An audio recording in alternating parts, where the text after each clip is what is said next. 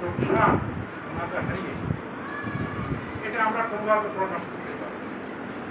এবং তার চেয়ে বেশি আমি মনে করি যে দেশ বিদ্যুৎ সাহেবের মৃত্যুতে দেশ অনেক বেশি ক্ষতিগ্রস্ত। আমি বিদ্যুৎ সাহেবকে প্রথম দিন থেকে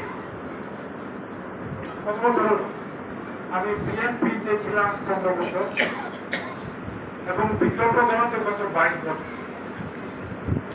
এই 37 বছর আমার রাজনৈতিক অভিজ্ঞতা এবং বিদ্যুৎ সাহেবকে আমি 37 বছর ধরে ওনার সাথে আমার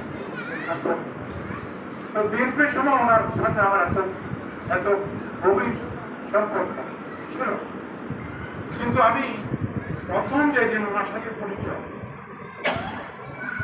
91 সালে আমি নির্বাচন করার নমিনেশন দাখিল করেছি, দাখিল করে ওনার দেখা করতে গেলাম ওনার মগবাজারের ক্লিনিক।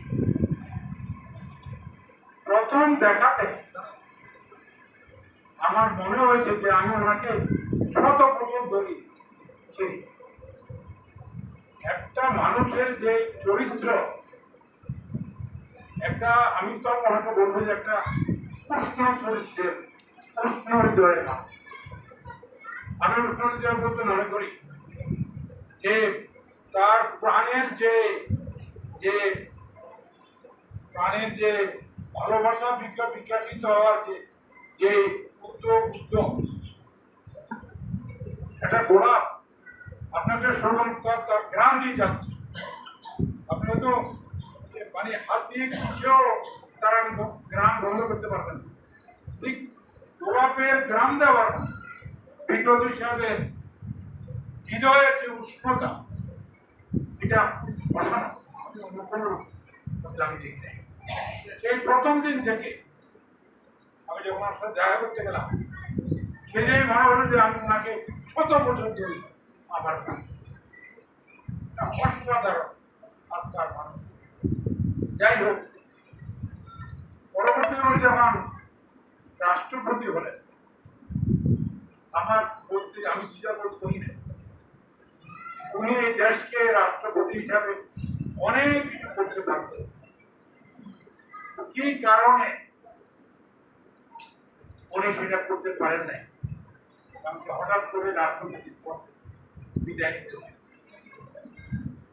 এটা আমাদের অনেকেরই অজানা, জেনেও লাভ ছিল না। কিন্তু তার যে চারিত্রিক গুণাবলী, তার যে মমতাবোধ, যে আত্মা, তার যে জনগণের জন্য যে জনদরদ, উনি সব গুণাবলী দিয়ে রাষ্ট্রপতি হিসাবে বাংলাদেশের জন্য, বাংলাদেশের জনগণের জন্য অনেক অবদান রেখে দিতে পারেন। কিন্তু উনি সেই সুযোগ পান নাই। আমি সেই দিকে আর কথা বললাম।